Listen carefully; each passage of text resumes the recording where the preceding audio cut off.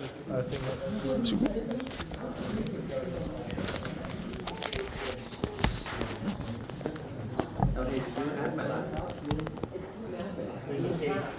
still works. Nas? Oh no, it snaps back right. It goes right back. But then the moment I open my screen. That happened to my sister's DS. We like duct taped it and it's like so works perfectly fine instead. It works. This is the highest you can go with that stack.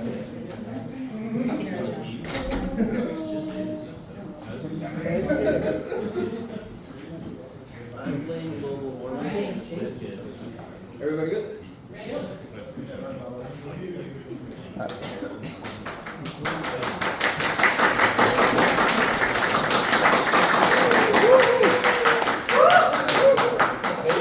After that leg exercise for the photo, I am woken up. I'm so back. Okay. My name is Kamikaze. Yeah, we're going to be talking about that soon. So, my name is Pablo Costa. I am a level designer for Kamikaze, Bounty Studio, and my thesis defense today will be about map design, player choice in PvP FPS games. Mainly because that's all the examples that I took from, that's where my knowledge of this comes from. All in relation to mechanics. So mechanics are going to be a bit of the crux of this whole presentation, and how map design and mechanics need to synergize in order to make player choice within those maps, within the games, feel validated. So to start off real quick, there's going to be like a couple different sections to this. The presentation shouldn't be too long though, at least, but first off, we're going to start with map design and player choice, defining those terms, then safe spaces versus power positions, destruction, movement, and finally Kamikaze. Safe spaces, destruction, and movement are going to be the three main points that are going to be bringing about to bring about examples of how map design and player choice can synergize when mechanics are done well, and everything's very well interconnected. The games that are going to be mentioned today are going to be Call of Duty, Battlefield, The Finals, and Titanfall 2. So to start off, map design and player choice. Map design, as like basically level design is what I do. It essentially involves the concepting and drawing of arenas, locations, and just areas where the player will inhabit within the game itself. Some examples of this include any arena in a Doom game where you're combating enemies, the open world of like Legend of Zelda, Breath of the Wild. And when it comes to the stuff I'm going to be talking about, is going to be the different maps and levels that are going to be found within different multiplayer games. Usually in games like Call of Duty and stuff like this, and when it comes to maps, players like to vote which one they like to play, and stuff like that. When it comes to player choice, the definition of that I'm using here is the ability for a game to provide a player with two or more experiences in one scenario without an obvious answer. And that is the most important part of this, without an obvious answer, because essentially if there's a very obvious decision to be made, then at that point it's not really a decision, it's more you demanding what you want of the game. And finally, the synergy between these things is what will determine the quality of the player experience and the validation that they get from the choice that they made within that is whatever scenario they're in that they need to make that choice. Just some quick examples here. Obviously when it comes to concepting and drawing maps, usually all that starts by simply drawing them out, and a lot of the ideas come from there. Move to the next. So before I move on to my first proper point, which is going to be about safe spaces versus power positions, I'm just going to play this little clip real quick about what not to do in a scenario like this.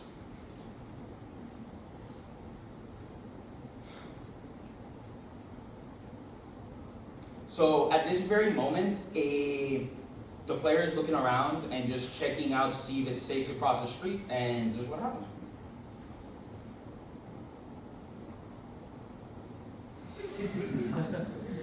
Before the player crossed the street, there were approximately about at least 4 different pairs of eyes looking at him. Oh, and this. Oh. You can't tell what's going on.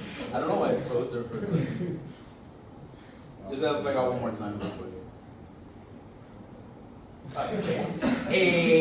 So basically, this is a clip from a game called Call of Duty Modern Warfare, the 2019 version, the 2019 remake. That's what we call it. I'm going to be calling it Modern Warfare 2019 in this presentation. Essentially, this is the bad example. This is the example of what not to do when it comes to safe spaces versus power positions. Usually, when it comes to map design, you always want to keep a balance of safe spaces and power positions, and you never want them to intermingle with each other. What I mean by that is you don't want power positions and safe spaces to share their characteristics in one scenario. So if you have one room, you don't want a single room to essentially have the characteristics of both. But what are their characteristics? So to start off with safe spaces real quick, examples of safe spaces include a team spawn area, closets within apartments, in a building, the top of staircases, or corners in an alley. They are places that are safe and that you as a player can feel empowered in the way that you will not die because you are hidden, essentially. When it comes to power positions, however, they are places that are meant to be very dangerous. You're supposed to have very little defensive capabilities. However, the offensive capabilities are really high. Now, there are ways that these two can intermingle with each other and make sense.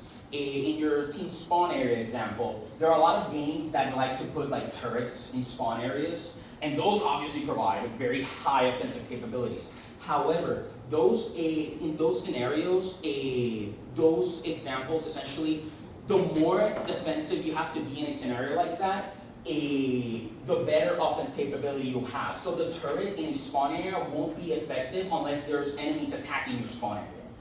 And so in a scenario like that, it makes sense to have both, but usually it's not very good. The example that the video showed is a map in Modern Warfare 2019 called Brasna Raid, which is the map presented on the top left. This map is basically an urban area, and it has a lot of different hiding spots and places that you can be incredibly defensive, while also be very offensive at the same time. As you saw in the video, there is a guy that's just hiding in a very dark lit room, and he's able to get the kill on the player, very easily, completely safe. And the player in the video, if you go and rewatch the video, you can see it multiple times. You cannot see this person. You just cannot. It is impossible until they cross the street and they die. So in that scenario, it's not good. The safe space is designed in this scenario is not good, and it eventually leads to a scenario where players are essentially kind of forced to choose to play more defensively using these spots. In this scenario, the player choice is, well, a bit obvious as if you want to be the most effective at the game. And it makes it so the synergy between the map design and the player choice falter a little bit. Because one choice will have you getting blown up like that, and the other scenario will have you getting kills, but will have you doing it in a playstyle that you don't necessarily find very fun. So that's example number one, safe spaces versus power positions. You don't want their characteristics to intermingle with each other. The second point that I'm going to bring up is essentially destruction. So destruction in games is, at least in my opinion, is one of the greatest mechanics ever created in history. It is a very fun mechanic to engage with, and it can be done in good and bad ways. So for my example, when it comes to the bad, I am going to bring up Battlefield 4 specifically.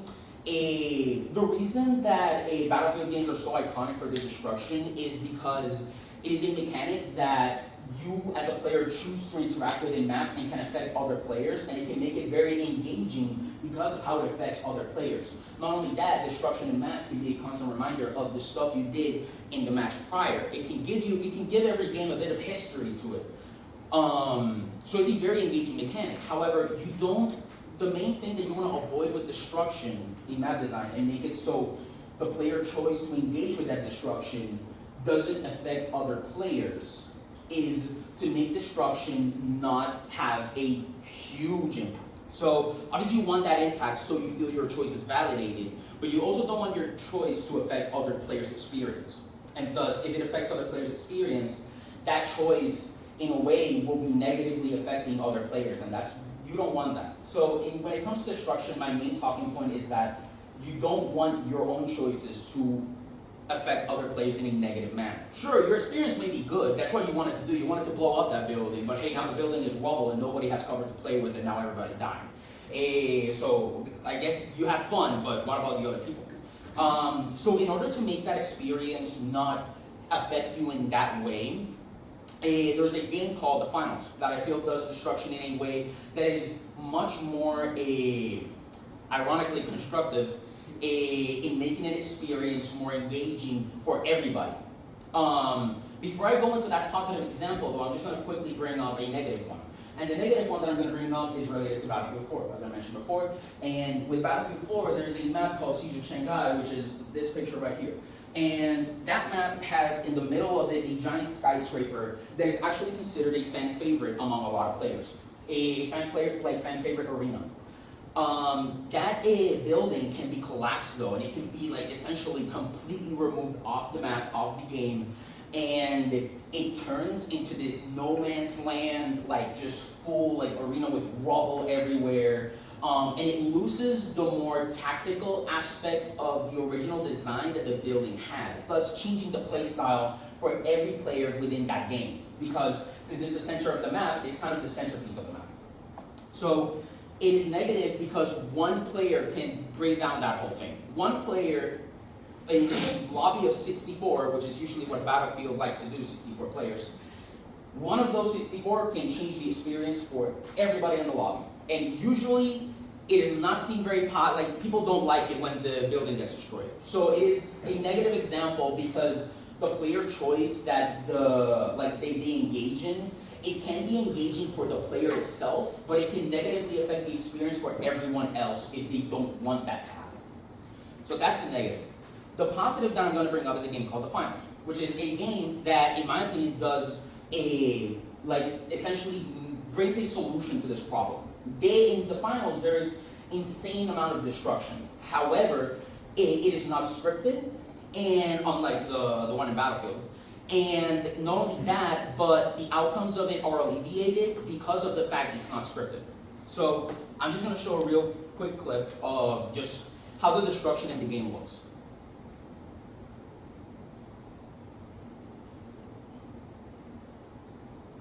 So in the finals, you can bring down, just like Battlefield 4, you can bring down entire buildings. You can literally just completely decimate them. And the physics of the game makes it so it can be a very chaotic outcome. This specific example is one of my favorites. So the whole house can just come like tumbling down entirely. Not too particularly different compared to Battlefield 4. However, the finals does two things that makes it more engaging in that you can interact with it as a player and feel good about doing it, but it doesn't negatively affect everybody else's experience. Because the finals doesn't use a typical scripting for their destruction, all their destruction is actually random. Battlefield doesn't do it randomly because obviously the destruction needs to be the same for every player on the server so they can play. But the finals does it in a way that they essentially connect their destruction to the cloud, if I remember correctly. And it is a destruction that makes it so it can be random while at the same time being looking the same for every player in the match. So why I think it's good is because, and it makes the player experience better overall, is because since it's random, you can have a negative experience with the destruction in one game, but it doesn't necessarily have to be the same negative experience for the other game. It can be different. And not only that, since it's just houses and not a gigantic skyscraper, the outcomes are not as impactful as that level. And again, even if it's negative, it's not going to be a negative on the magnitude of what Battlefield did. So to bring about the third point, movement. Movement is also, it's probably maybe the most important of these points. Movement is what the player does all the time. They are literally always moving, unless you're one of those campers in COD, which I hate you. But anyway, movement essentially is what the players always interacting with in these games. And if there is no synergy between movement and map design, then it is genuinely and very alienating experience that can make the whole game feel like two different games in one, but not in a good way. So to start off, essentially, A synergy at its best allow for constant choices with your movement in relation to map features. So there's two examples of this. The bad example that I want to bring up is actually the original Black Ops games. So Black Ops 1 and Black Ops 2. I love those games, but there's one aspect of them that I've never really gotten over, and it's the fact that the dolphin dive in those games is pointless. It is literally like, it's honestly a pointless mechanic. It's not very useful in any regard, but the bigger reason why it's even, like, what makes it more pointless is the fact that none of the maps really take advantage of dolphin dive in a way that only dolphin dive can do. That you can feel validated for dolphin diving and doing it in the map, and then, yeah, like the map interacts with that mechanic. There's nothing. In those maps, everything that you can do dolphin diving, jumping can do it and better. So in that scenario, you are never really validated for choosing to dolphin dive within the maps of Black Ops 1 and Black Ops 2. There are probably some examples that maybe do take advantage, but to be honest, it's frankly not enough to be a scenario where it is a constant like flow of validation. To bring about a good example though, I'm going to bring up again the finals. The finals is a game that with its destruction, the maps are constantly changing. So what do the developers do to make it so the movement can still feel validated? They put the movement on the player's tools. So a jump pad. Jump pads, there are jump pads in the finals that are like some are like put in the map itself, like you can't move them or anything, they're within the map. However, the player can have access to these jump pads in their own tool set if they choose to do so. And that puts the movement in the player's hands, and the player's constantly validated for that because with the destruction of the maps, sometimes routes in the game can be completely blocked off. And to bring about, like, connect it a little bit to Battlefield 4, Battlefield 4's destruction sometimes led to that, like, blocking off of certain areas and stuff like that, but the player had no way to really, like, you know, counteract those blocks. With the finals, however, since they put the tool sets of movement in the player's hands, like the jump pads, like you can drop a zip line yourself, those blockages can be overcome by the very player's toolkit, and it makes it satisfying and validating when they choose to do that within the maps.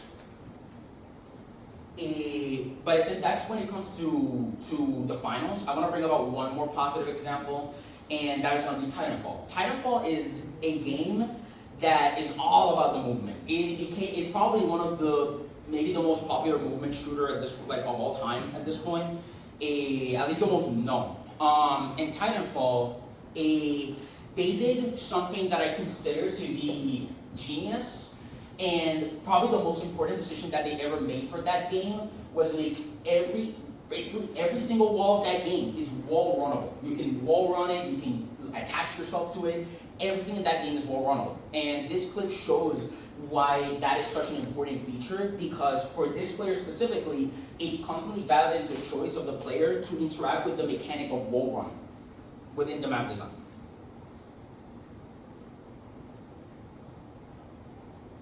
So the player is just constantly jumping between walls, attaching themselves to walls, like constantly using the very map itself and its interactions with the mechanics to make the player feel good about interacting with those mechanics. It gives the player another way to really like make their gameplay their own. And this is just a very good montage. I was genuinely looking at this like, and it was so good. So I kind of wanted to put it up, but yeah. It is just a very good example. Like Titanfall, I think, is one of the best examples in gaming that makes it so the maps constantly interact with the player's choice to interact with the game's mechanics. Alright, how does this connect all to Kamikaze? So I know Bonzi already showed the trailer. I'm going to show it one more time because since I'm the level designer, I know some of my maps are in there and I just want to mention them real quick. So yeah, I don't know why it's not making some. Oh, I had it muted. That's on me.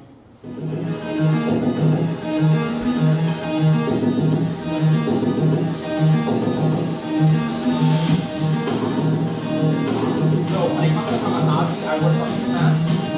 This one.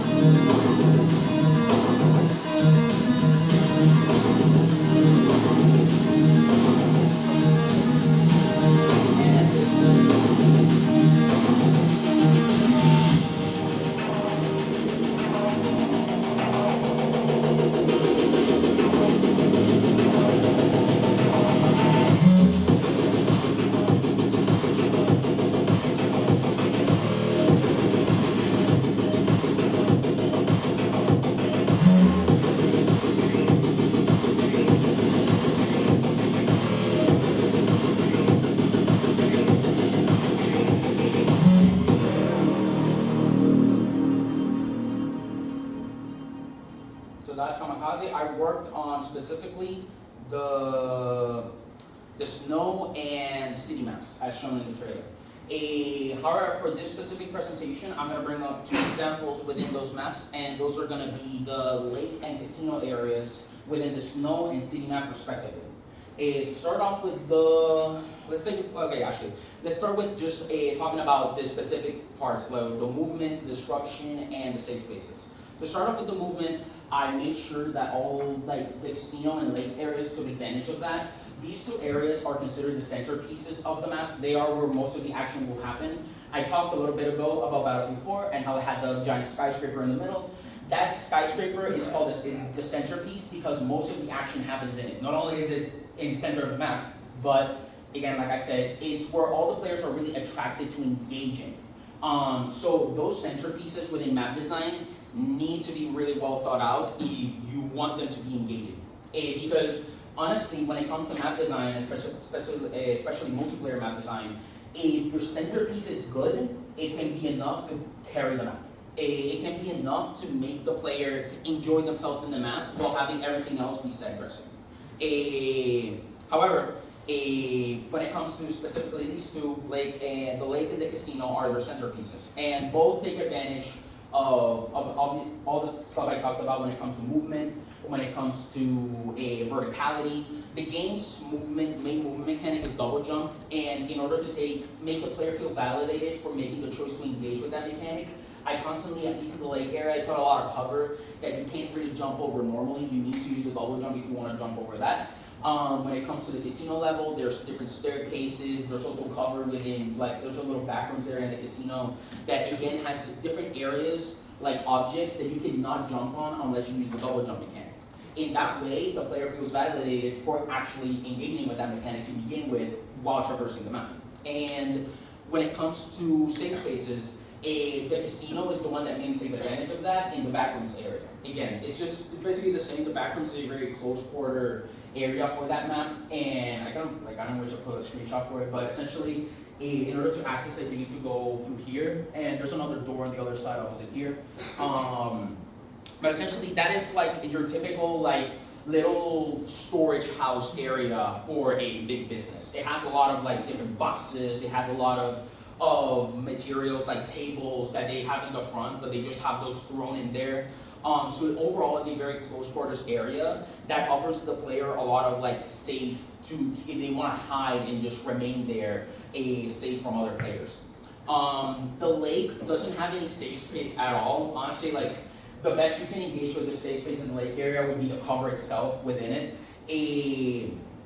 But I wouldn't really consider it safe space. Instead, it really only has a power position when it comes to the railway. So if you're on top of the railway, you can get a very easy sideline on the bottom, in the sides of the lake. However, if you want to be protected from that power position, if you don't want to engage with that, you can remain in the middle. It's always good to have that balance. So if players don't want to engage with that, they have the choice to do so. And at the end of the day, it's all about choice. And finally, when it comes to the destruction, unfortunately, destruction never really got put in Kamikaze. However, I did implement the ideas of it in a way. When it comes to the casino, you can kind of see it in here, but there's a bit of a light spot over here in the 2nd floor. That is actually a hole that you can jump through to go back to the 1st floor if you want to. There's also holes like that in the back over there that you can jump and go straight to the backrooms area. Those were originally going to be destructible hatches in Rainbow Six Siege, that you can blow those, shoot them up and then jump down. The idea was that they would regenerate, and the reason they would regenerate is to, again, alleviate the outcomes that comes from destruction. To make it so if a player doesn't like it when that floor is destroyed, they can just wait a little bit for it to regen, and then they can go back to normal if they want to. And if they don't want it to be destroyed after that, they can defend it if they want to. But yeah, when it comes to destruction on the lake, the cover, since there's so much cover in that area, I was thinking to essentially make some of that cover destructible, so you can again shoot it, destroy it, and eventually again it would regenerate, so the outcome of that destruction doesn't affect players for the rest of the game. And yeah, when it comes to that, that would be my presentation.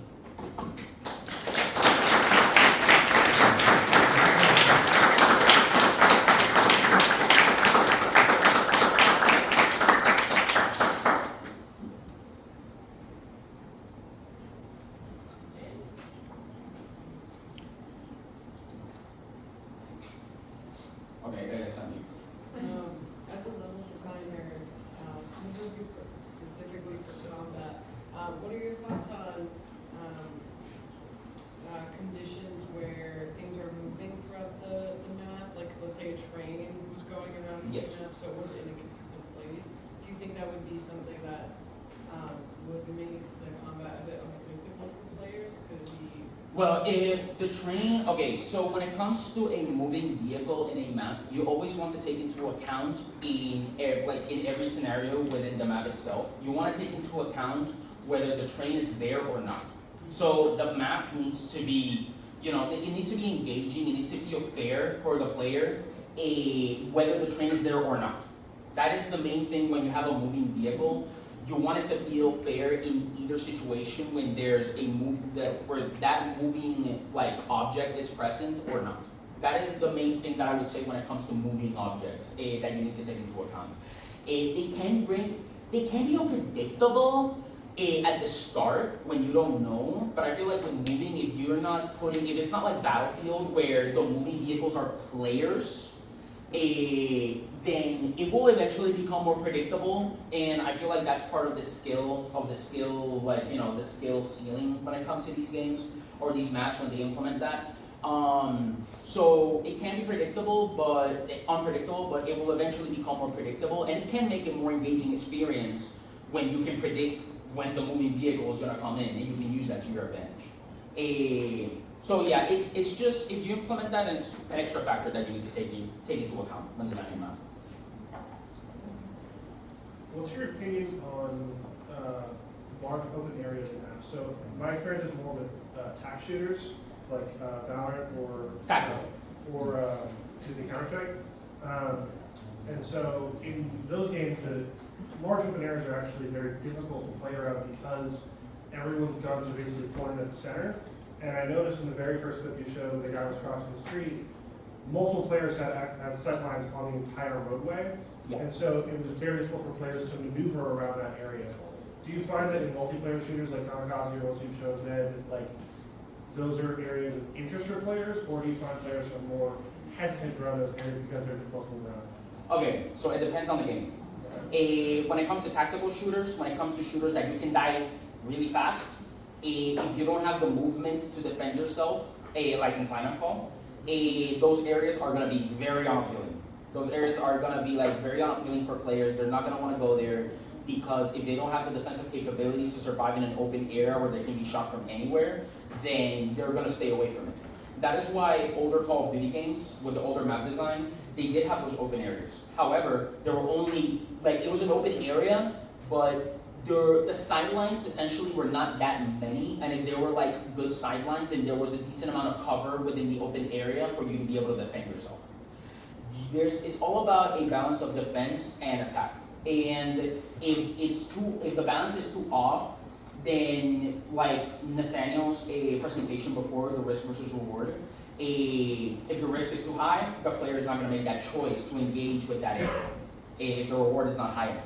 In this scenario where the first video that I played, the guy was crossing the street, to be honest, the risk was too high for the reward because that street can easily just be crossed from a different angle, from a different part, that is a lot more defensive. And it just requires you to move a little bit more. If you're willing to make the slightly or less risk of moving to a different part and then crossing that, then in that scenario it could make sense to do so. But yeah, essentially what I mean with your question is that there needs to be a balance of defense and offense that the player can engage with in big open areas for them to find it attractive to actually engage in those areas.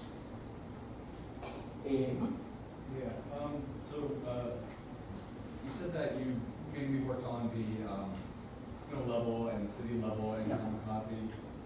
I only played it once, and the level that I played was the lava level, and that level was very open, and similarly, it kind of feels like there's not a lot of cover, not a lot of spaces to interact with. How do you sort of balance the levels and the game overall to feel like there's a good balance of levels that do have cover and very close quarters stuff versus big open maps and just have a good game balance overall on maps? When it comes to like keeping that balance alive for the city level, I knew that we were definitely gonna have some open levels in the game. So for the city level, I went for a much more enclosed approach. That's why the casino is has a lot more cover within it.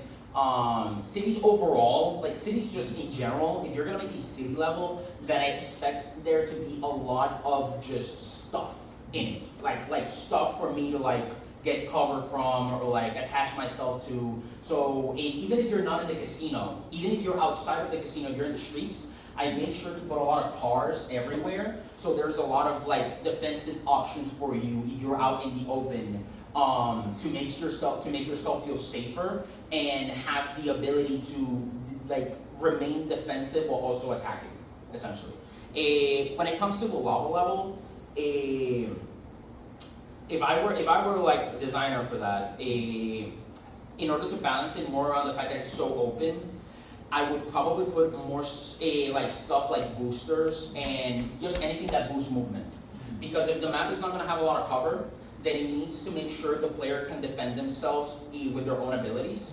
And in the game, we don't have shields. So what is the other defensive thing that we can do to make the player like feel safer? And that's movement. To make them move around a lot so they can avoid the shots, basically. So, man. So, what's your process for making rooms feel more like rooms, like real rooms? You like use references and whatnot, or? I mean, yeah, I use references. I usually look at, but usually when it comes to references for map designing in competitive multiplayer, you do want to have a balance of looking at real rooms, but also looking at other game rooms and how they come up with their ideas. Because a lot of game rooms, a lot of like, you know, again, spaces in a video game, especially in competitive games, they won't necessarily resemble the real thing for the sake of balance. And that balance can be very important to make the player experience more engaging. So if you're going to be designing for competitive maps, you definitely want to look at real rooms, like I said, but you also want to look at other maps, because you want to use their ideas for balance and see if they can be used also in your game. They're compatible with the experience you're trying to create.